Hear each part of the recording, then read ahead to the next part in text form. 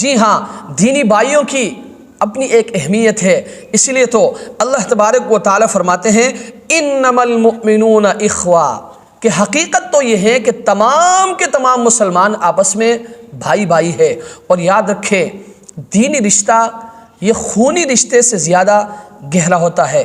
دینی رشتے کی اپنی ایک مٹھاس اور کشش ہے۔ اس لیے میرے بھائیوں، میں آپ سے بھی گزارش کروں گا کہ جب بھی دوست بنائیں تو دینداری کی بنیاد پر بنائیں۔ کیوں؟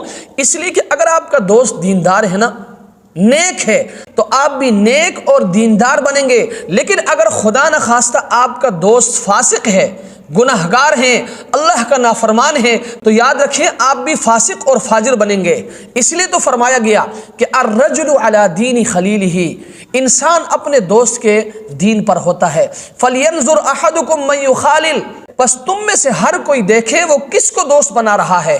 اور عام مشاہدہ بھی یہ ہے کہ اگر دوستی وہ دینداری کی بنیاد پر ہونا تو پھر وہ چلتا رہتا ہے، لیکن اگر فقط اغراض دنیاوی کی بنا پر ہو تو یہ دوستی الٹا وبال بن جاتا ہے۔ اس لیے میں آپ سے بھی گزارش کروں گا، اگر کسی کو دوست بنانا ہے نا تو دینداری کی بنیاد پر بنائیں، دیندار لوگوں کو دوست بنائیں، نیک لوگوں کو دوست بنائیں، تو آپ بھی نیک بنیں گے، آپ کے بچے بھی نیک بنیں گے۔ لیکن اگر خدا نخواستہ آپ نے بے دین کو دوست بنایا، آپ نے دنیا دار کو دوست بنایا، آپ نے گناہگار کو دوست بنایا، اور آپ نے اللہ کے نافرمان کو دوست بنایا، تو یاد رکھے آپ بھی بے دین بنیں گے، آپ بھی اللہ کے نافرمان بنیں گے۔